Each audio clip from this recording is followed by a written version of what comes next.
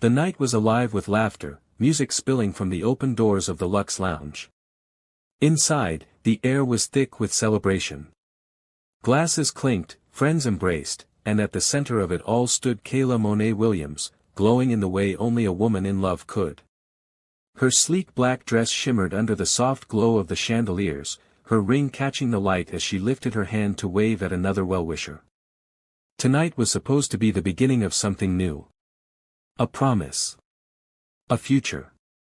A life built on love and trust. But at 11:19 p.m., the music stopped. Gunshots. The kind of sound that doesn't belong in a place filled with joy. The kind of sound that shatters everything. For a moment, no one moved. A scream pierced the air, sharp and raw, followed by the chaos of heels against pavement, chairs scraping against the floor as people ran. The night, once filled with laughter, was now filled with horror.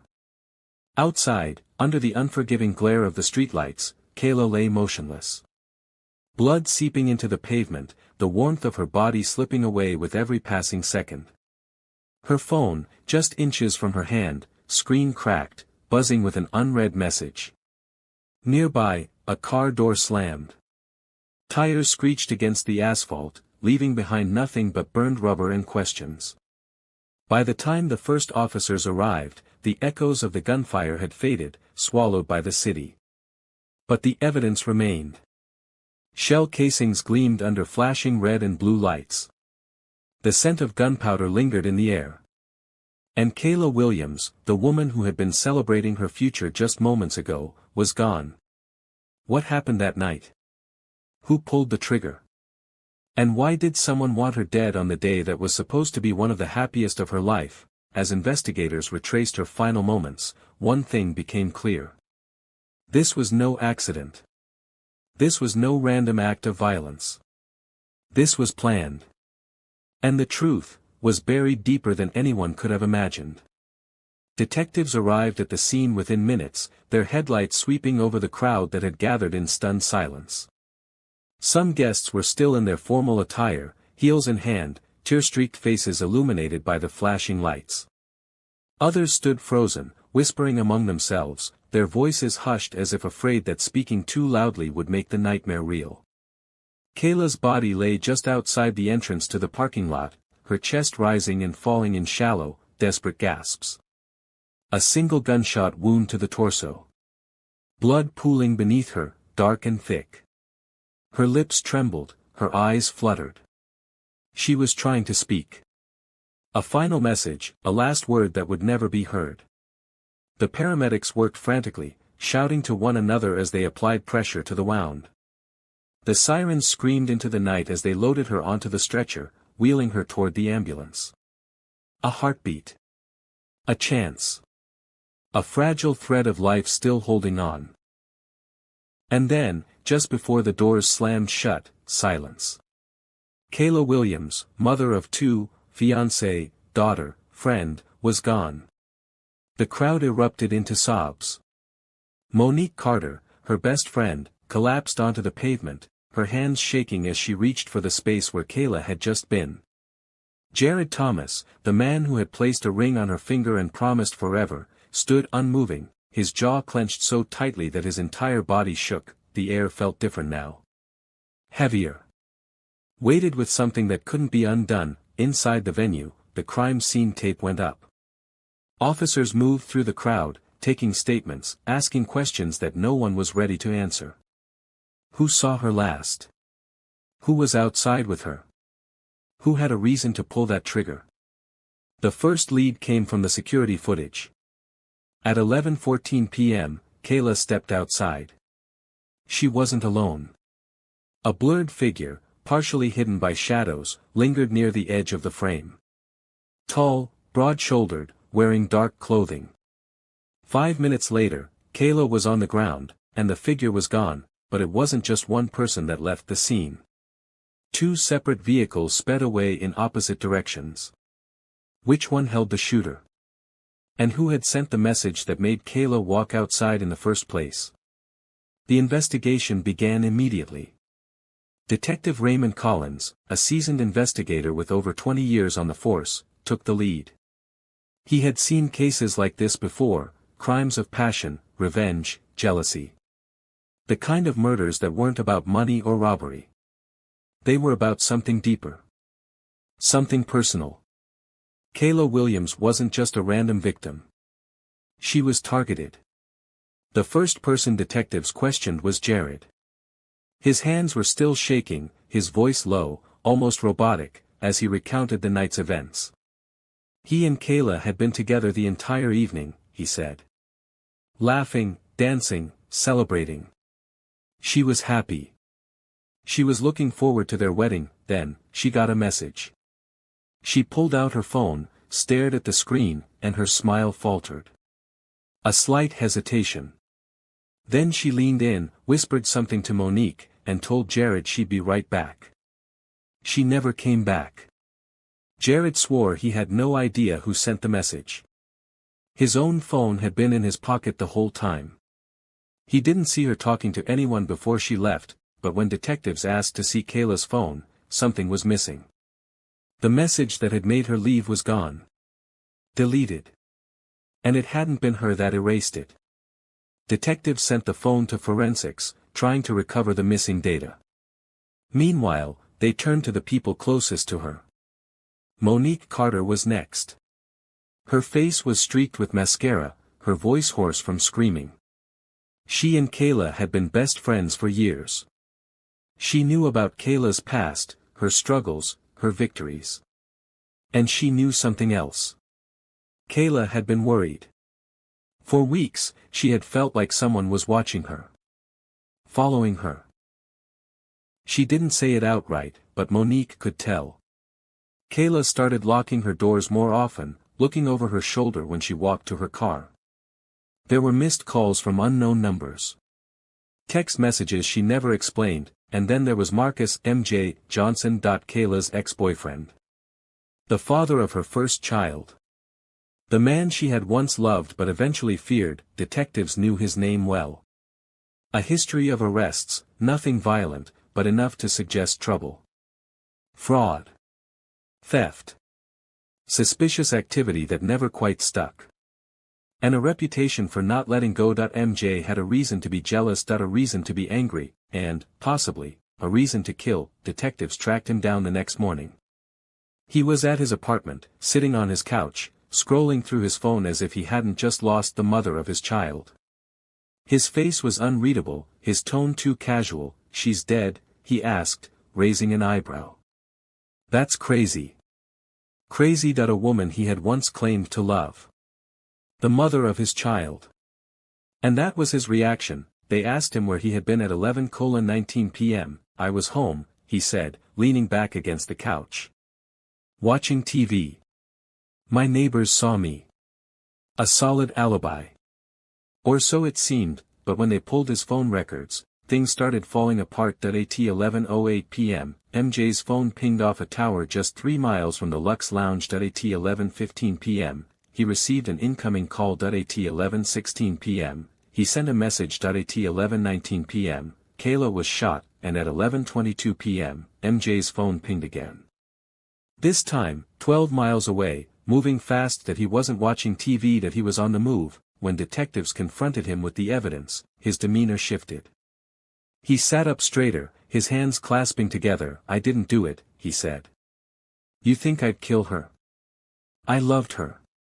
But love wasn't proof of innocence, and when they checked his car, they found something that changed everything. A single shell casing, the same caliber as the bullets that ended Kayla's life. Still, something didn't fit, because ballistics revealed that Kayla had been shot with 2 different types of bullets. .2 guns, .2 shooters, and one of them was still out there. The discovery of 2 different bullets changed everything. It meant this wasn't the work of a lone gunman. Kayla wasn't just caught in a personal vendetta, she was ambushed. But by who? And why? Detectives knew Marcus M.J. Johnson had a motive. His alibi was shaky. His phone put him near the crime scene. And the shell casing in his car. That was damning. But there was something that didn't sit right. If MJ was responsible, why wasn't he panicking? Why wasn't he running? Because maybe, just maybe, He wasn't alone that night. Investigators pulled security footage from every street camera near the Lux Lounge. They followed the route of the two cars that fled the scene. One, a black Dodge Charger, was registered to MJ's cousin, Terrence T. Lawson, a known associate. A man with a record just as long as MJ's. But the other? A dark-colored SUV with no plates. That driver had vanished into the night without a trace. Forensics worked around the clock, combing through Kayla's phone, her last calls, her text messages. And then, just before dawn, a breakthrough. A single recovered message, "Come outside. Alone." Sent at 11:14 p.m. Deleted moments later. The number was blocked. A burner phone. Untraceable. But someone out there had made sure Kayla walked out of that party. Someone had lured her to her death, and now detectives had to figure out who. They went back to MJ, pressing him harder. He held firm. "I didn't kill her," he repeated. "You think I'd shoot the mother of my kid? Y'all got the wrong one." But his hands told a different story. A small cut along his knuckle. Barely visible. Like he had hit something. Or someone. They checked his shoes. A tiny speck of something dark near the sole. Blood? Gunpowder residue? The lab would have the answer soon, but there was another lead. Kayla's best friend, Monique, had mentioned something during her interview.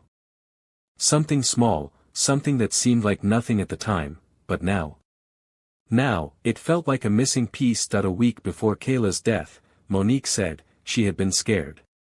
Not just nervous, scared. She wouldn't say why, Monique recalled, her voice shaking. But she told me if something happened to her, I should tell the police, to look at the messages. The messages. Detectives scrolled through Kayla's phone, combing through everything. Most of it was normal, texts between friends, calls with her mom, messages to Jared about wedding plans. The other had made sure the job got done, but which was which, and most importantly, who had sent the message that led Kayla outside? The answer was closer than anyone expected, and when it came, it shattered everything they thought they knew about the case. The pressure was mounting. Every lead was pointing to Zion Reed, but there was one problem. He had an alibi. Zion told detectives he was at home the night of Kayla's murder, watching TV with his girlfriend, Mia Carter. She backed up his story, swearing that Zion never left the house. But the evidence was saying something different. His phone was near the Lux Lounge. His cash withdrawal was suspicious. And then there was the SUV, the dark-colored one that had disappeared after the shooting. Detectives needed to know one thing: where was Zion's car that night? His neighbors didn't recall seeing it parked in its usual spot. His phone records showed no Uber or Lyft activity. And when investigators checked highway cameras, they spotted something chilling. At 10:45 p.m., a vehicle matching the description of the dark SUV was seen heading toward the club. It had tinted windows, no plates. The footage was grainy, but one thing was clear. The driver was a man.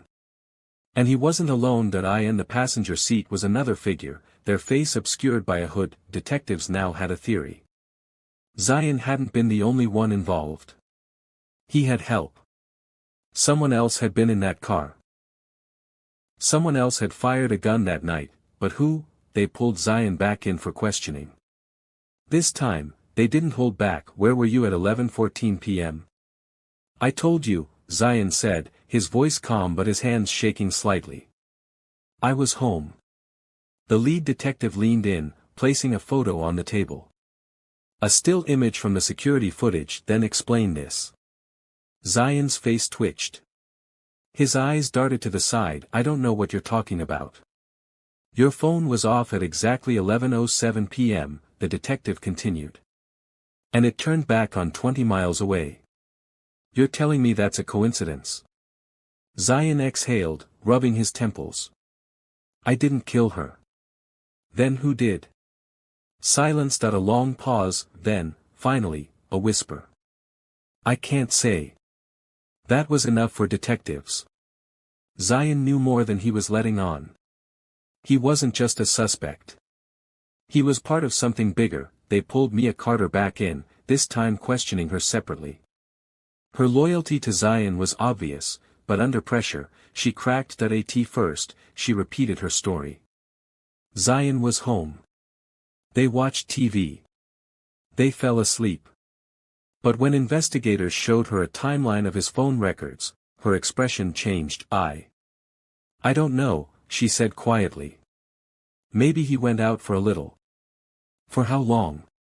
She hesitated. An hour. Maybe less. And he told you to say he was home all night?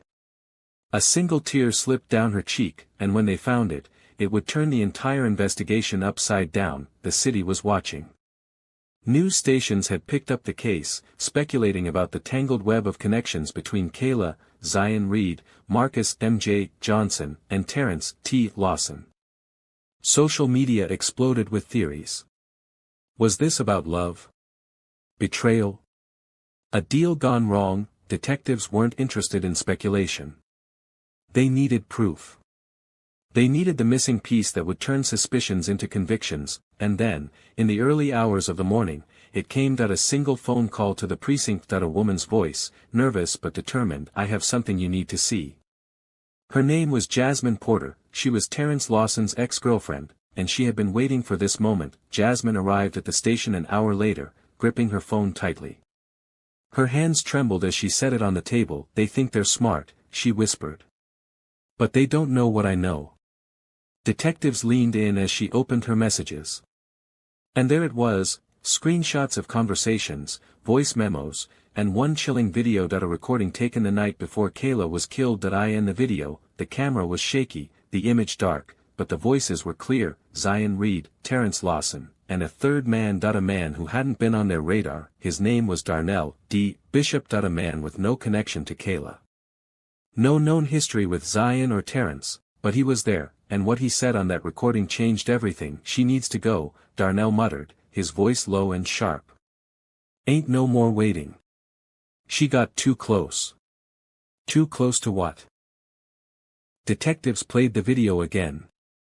Zion's voice was tense. Man, you sure about this? Darnell laughed. It's already set up. Just handle your part. That was all they needed. This wasn't about jealousy, this wasn't about love. Kayla had seen something dangerous, something that made her a target, but what was it? Detectives turned their focus to Darnell Bishop. He had no criminal record, but when they dug deeper, they found something alarming. He was linked to multiple businesses across the city, nightclubs, car rentals, real estate. On paper, everything was legal, but behind closed doors, Darnell Bishop was running something else. A network of fraud, money laundering, and high-stakes deals. And Kayla had found out. The deeper investigators went, the clearer it became. Kayla had unknowingly stumbled into something massive. A financial scheme that ran through luxury clubs, illegal transactions, and accounts that didn't exist on paper. She had seen something she wasn't supposed to see, and now, she was dead because of it. Zion Reed hadn't just been a jealous ex, he had been the weak link, someone easy to manipulate, someone desperate enough to do what Darnell needed. Detectives pieced it together. Zion had been pressured. Kayla's engagement to Jared had pushed him over the edge, and when Darnell saw an opportunity, he took it. The message that lured Kayla outside, it hadn't come from Zion alone. It had come from Darnell. The burner phone, traced back to a prepaid card purchased in cash, the black SUV, found burned in an abandoned lot 2 days after the murder. Darnell had covered his tracks, but he hadn't covered them well enough. Jasmine Porter's recording had cracked the case wide open. Within hours, warrants were issued. By the next morning, Zion Reed, Terrence Lawson, and Darnell Bishop were all in custody, and yet, even as Zion sat in an interrogation room, his head in his hands, one question remained unanswered. What exactly had Kayla seen? What had made Darnell so desperate to silence her? It wasn't just fraud. It wasn't just money, there was something bigger, something no one was ready for, and when detectives uncovered it, it would expose a secret that had been buried for years. The weight of the case was shifting. This wasn't just about a woman gunned down on her engagement day. It wasn't just about a jealous ex-boyfriend. It was something far more dangerous. Kayla had seen something. That much was clear. But what? Detectives pored over her phone records, banking history, social media accounts, anything that could point to the moment she became a target. Then they found it. A single transfer of $7,500, deposited into her account just 3 weeks before she died, the sender, Jasmine Porter, the same woman who had exposed Zion, Terrence, and Darnell. Detectives called her back in, but this time, she wasn't just a witness. She was a key piece of the puzzle. She sat in the interrogation room, her nails tapping against the table, her gaze unsteady. "I was trying to help her," she said quietly. "She didn't deserve this." "Help her with what?" the lead detective asked. Jasmine exhaled, staring at the floor. "She found something. And she wanted out." "Out of what?" Jasmine hesitated, then finally, she spoke. "You're looking in the wrong place." For weeks, detectives had assumed this was about Zion's obsession.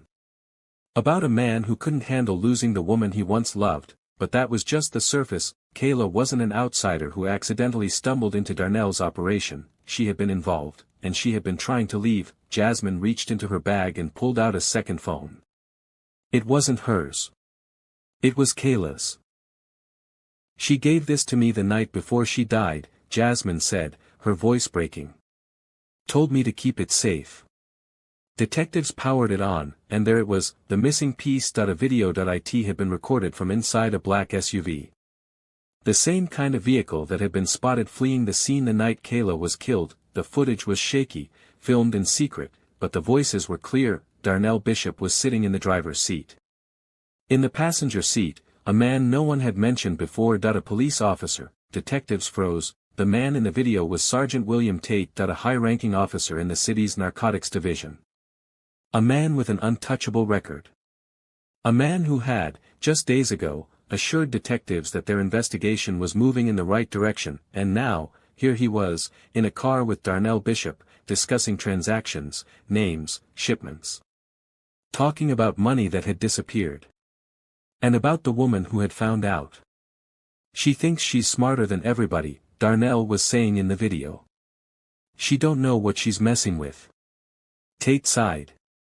"Then handle it." That was all detectives needed to hear. This wasn't just fraud. This was a citywide corruption ring. A web of dirty cops, illegal money, and people who got in too deep. And Kayla? She had been part of it. Not willingly. Not at first. But once she knew too much, she became a loose end. And loose ends? They didn't survive. Detectives now had 4 names. Zion Reed. Terrence Lawson. Darnell Bishop. Sergeant William Tate. But the question was, how deep did this go? And who was really pulling the strings? Because if a high-ranking officer was involved, that meant this wasn't just a crime of passion. This was organized. And everyone involved was at risk. Even the detectives investigating it. What came next would unravel decades of secrets. And before it was over, more bodies would fall. This case is far from simple. A young mother, an engagement night turned deadly, a tangled web of crime, and a system built to protect those who should be behind bars. Who do you think was really responsible for Kayla's death? Was Zion Reed just a pawn in something much bigger? Or was this murder planned long before that night? Drop your theories in the comments below. And if you want to see more cases like this, hit that subscribe button and turn on notifications. Like this video to help bring awareness to stories that deserve to be told, and remember, some secrets never stay buried.